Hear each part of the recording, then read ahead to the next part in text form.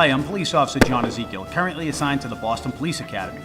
The Academy is hosting the department's second annual Strongman Challenge on Sunday, November 7th, 2010 at 9 a.m.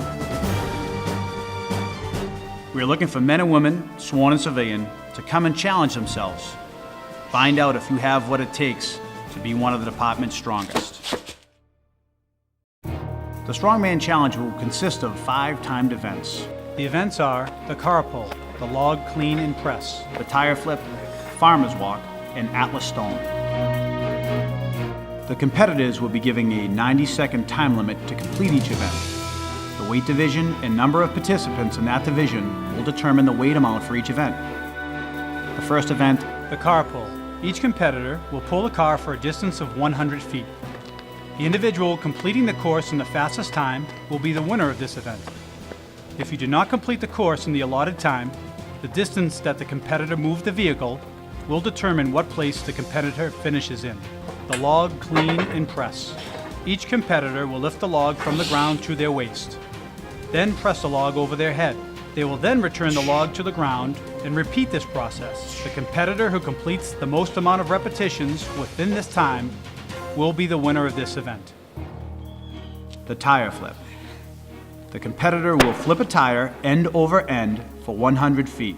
The individual who completes the course in the fastest time will determine the winner of this event. If a competitor does not complete the 100 feet within the allotted time, the distance that the tire was moved will determine what place the competitor finishes in. The farmer's walk. The competitor will pick up a farmer's apparatus and walk with the weight in each hand for a distance of 100 feet. The individual who completes the course in the fastest time will be the winner of this event. If a competitor does not complete the 100 feet within the allotted time, the distance that the individual walked will be measured and will determine what place the competitor finishes in. The Atlas stone. The competitor will pick up the stone from the ground and lift it up over a bar. A spotter will be on the other side of the bar to roll the stone back to the competitor, and the stone press will be repeated. The competitor with the most amount of successful lifts will be the winner of this event for their weight division. To help illustrate proper form and technique, we have enlisted Art McDermott, owner and head trainer of Matrix Strength and Fitness located in Andover, and 2009 Loon Mountain Highland Games Strongman champion, Dan Ford.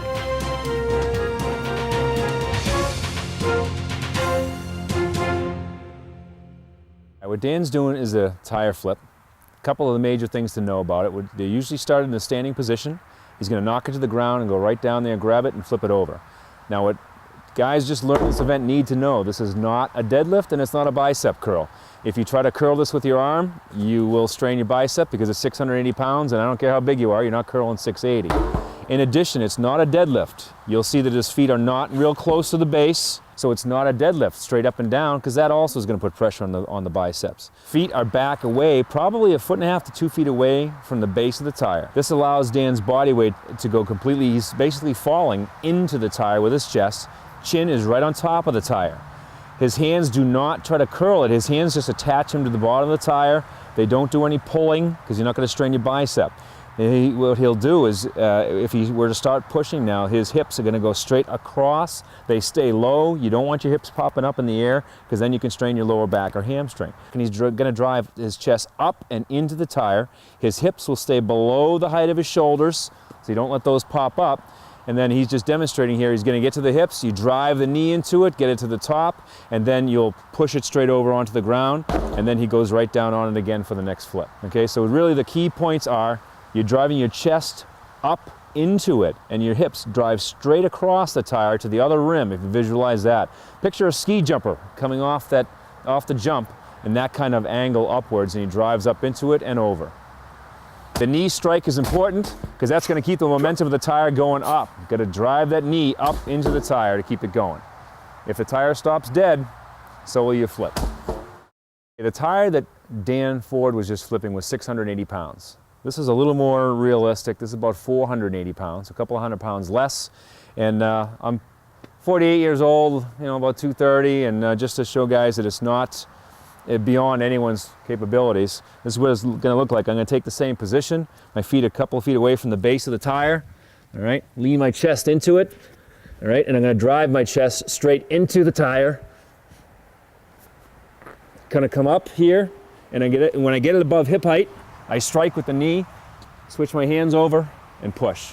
And that was kind of slow motion with wet conditions, so ideally when this tire is dry, it's going to pop right over.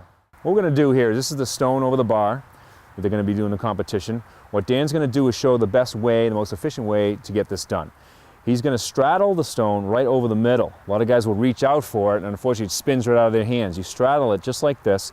His hands now are going to come down on either side directly through the vertical of the stone. So he's grabbing it straight up and down. He's going to basically do a deadlift and pull it to his lap. Okay? Gets underneath it, pull it to his lap, rolls it in.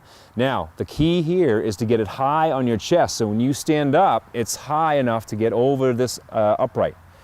Okay, so he's go ahead and stand up. Okay, he uses his hips, get up and over the bar. That's roughly the technique. There's a couple of ways you can do this now. You can do it in 2 motions like Dan did. Bring it to your lap, re-grip, get it high in the chest, stand up with it and drop it over the bar. Or you can do it like this next way. He's going to try to do it in 1 motion, because now keep in mind, this stone that we have right here is about 250 pounds or so. The one to be used in competition will be half of this or less. So you will be able to do this. All right, Dan, 1 motion. He'll try to get that up there without a hesitation. And this is something you may be able to do with a lighter stone. Right up and over the bar. Now in the competition, we're going to have spotters there to roll the ball back in place for the competitor, so they can just go again. They don't have to worry about chasing it and going to the other side of the yoke or anything like that. They're going to stay there. The spotters will bring it back, and they can go again, go again, go again for max reps. This is called the farmer's walk. The purpose of this is to pick it up suitcase style, on either side of the body. You pick it up and carry it for distance as quickly as you can. There'll be a fixed distance, and whoever gets there the fastest time wins. Now Dan's going to demonstrate this for us. There's just a few simple things you need to know about the farmer's walk. One is to grab the handles, particularly the handles that are going to be used in the competition, which are very long. You must grab them in the middle. As soon as you pick it up off the ground and it's tilted forward or tilted backwards, it's really going to hurt your time. So you must grab it dead center. You line up your shins with your hands, so the line of force is going direct through your body. Don't have it out in front, don't have it behind you. See, Dan's got his grip right next to his shins, so he's in the proper position. You got to squat down, he's going to lower his butt, back straight, head up, and he's going to stand up with it. And now from here, it becomes one of those walking the line, which you all know about. Okay, fast feet, walking straight ahead. You want to keep the upper body as quiet as possible, and you must keep your abs tight. You can actually strain your back if you relax the abs and try to let the back do everything. So you got to keep the stomach tight, feet moving quickly, upper body doesn't move, and go as fast as you can with the feet. Once again, please come and join us for the 2nd annual Boston Police Strongman Challenge on Sunday, November 7th, 2010 at 9 a.m. For more information and to register for the event, log on to the department's intranet and click on the Boston Police Department Strongman Challenge, or call the Academy at 617-343-4410. Come and see if you're up to the challenge.